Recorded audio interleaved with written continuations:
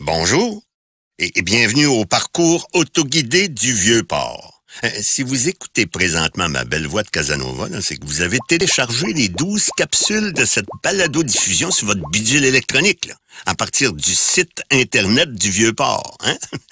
Eh ben bravo, parce que franchement, moi, là, les bidules électroniques, là, ça me dépasse un peu.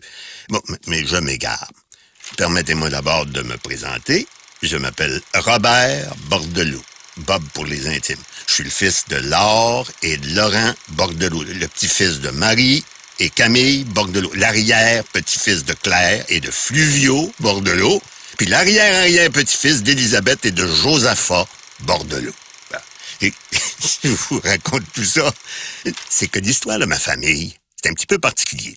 C'est pour autant que je sache, les Bordelot, ils ont toujours vécu au bord de l'eau.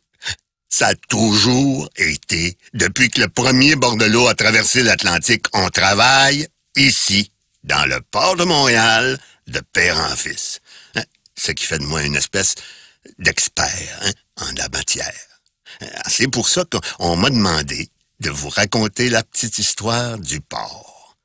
Alors, vous pouvez toujours faire le parcours dans l'ordre ou dans le désordre, mais je vous recommande quand même de me suivre pour une petite virée d'est en ouest, en partant du quai de l'horloge jusqu'à l'édifice des commissaires, en passant par le quai Jacques-Cartier, la promenade, puis le quai King Edward.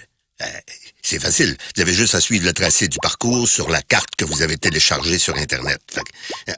Si vous n'avez pas encore votre carte, gênez-vous pas, pour en demander une au kiosque d'information des quais du Vieux-Port.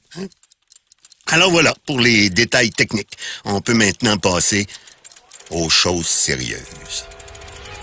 Je vous retrouve en quelques instants devant le bassin du quai de l'horloge.